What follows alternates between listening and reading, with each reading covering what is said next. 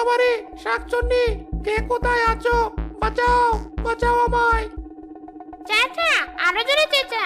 কেউ তোর গলা শুনবে না, কারণ এক্ষুনি আমি তোর ঘাড় মটকাবো। হি, হি, হি, হি, হি। ঘাড় মোটকে শাকচুন্নি লোকটাকে খেয়ে ফেললো।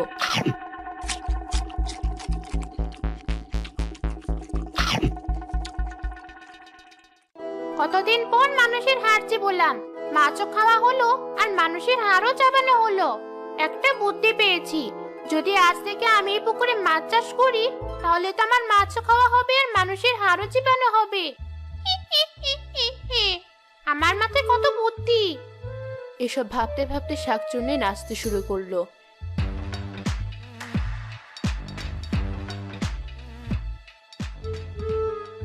এরপর থেকে সে সত্যি সত্যি পুকুরে মাছ চাষ করতে শুরু করলো। আমার পুকুরে এখন কত মাছ! আসুক মাছ ধরতে কেউ, মাছও খাবো আর ওগুলোকেও খাবো। হি, হি, হি, হি। এভাবে কেটে গেল অনেক দিন। একদিন গ্রামের মেয়ে সীমা আর ঋতু পুকুরের পথ দিয়ে যাচ্ছিল। দেখ সীমা, পুকুরের পানি কেমন টলটল করছে। খবরদার ঋতু, ওদিকে তাকাস না। মা বলেছে পুকুর পাড়ের তেঁতুল গাছে নাকি একটা শাকচুন্নি থাকে, সুযোগ পেলেই সে রেখে মানুষের ঘাড় মটকায়। ওরে বাবারে, ভয় পেয়ে গেছি। হা হা হা হা। সবকিছু তুই একে করবি না তো ঋতু, মা যা বলেছে তাই তোকে বললাম। আরে, রাগ করছিস কেন? আমি তো মজা করলাম। আর শোন, স্যার বলেছে ওসব শাকচুন্নি বলে কিছু নেই। তুই যাতে এদিকে না আসিস, তাই হয়তো চাচি তোকে ওসব বলেছে। অত শত জানি না, এবার আমাকে যেতে হবে, নইলে মা খুব বকবে।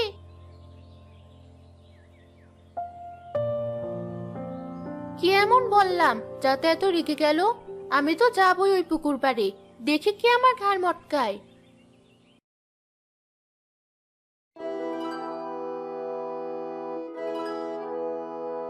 এ কি, সকাল সকাল মানুষের গন্ধ পাচ্ছি মনে হচ্ছে, তাও আবার কচি হাড়। ব্যাপারটা দেখতে হচ্ছে তো। হি, হি, হি, হি। কি সুন্দর একটা পুকুর ঘাট, আর মানুষগুলো কেমন মিথ্যে কথা বলে বেড়াচ্ছে। এখানে একটু বসি।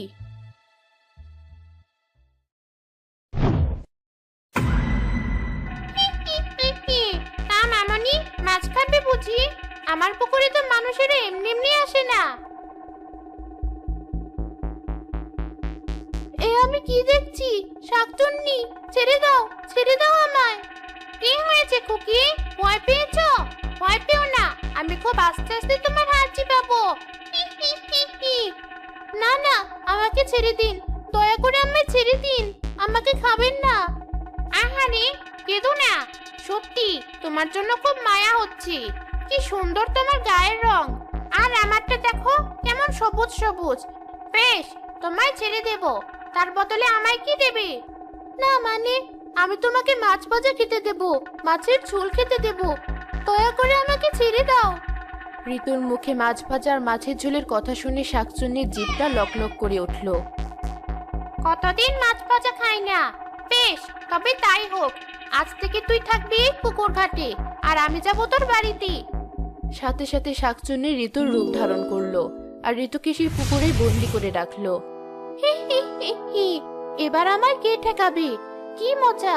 মাছ খাবো, মাছের ঝোল খাবো, আর মাছ ভাজাও খাবো, সাথে কয়েকটা মাছ নিয়ে যাই।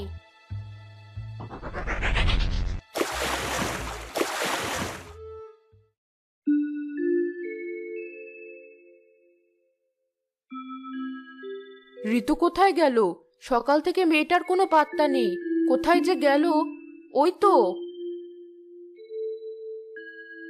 কি রে, এতক্ষণে বাড়ি ফেরার সময় হলো? না মানে, দেখি দেখি, ওগুলো কি হাতে? এ কি, এ তো দেখছি মাছ। এত মাছ কোথায় পেলি? আসার সময় দেখলাম পুকুর পাড়ে অনেক লোক মিলে মাছ ধরছে, আমায় দেখে জোর করে মাছগুলো দিয়ে দিল। মা, আমায় কটা মাছ ভেজে দাও না।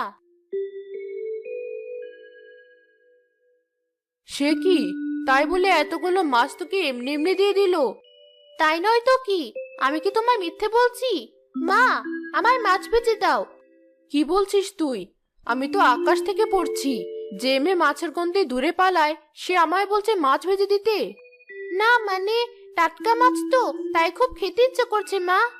বেশ বেশ, দাঁড়া, আমি হাতের কাজগুলো সেরে তোকে মাছ ভেজে দিচ্ছি। বুঝেছি, তুমি আমায় মাছ ভেজে দেবে না, তাই তো? বেশ, আমি নিজেই ভেজে খাচ্ছি।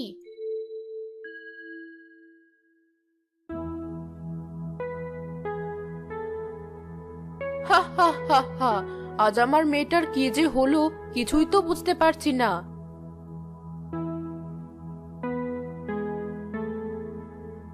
কি গো, একা একাই হাসছো?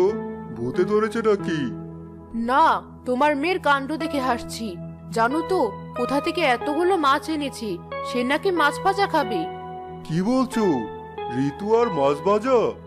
তার বলছি কি, শুধু কি তাই, তার মাছ ভাজা খাওয়ার এতই তাড়া, আমার কাজ আছে বলে নিজেই ভাজতে চলে গেল। আর তুমি বসে বসে হাসছো? যাই দেখি, আবার হাতটা পোড়ায় নাকি?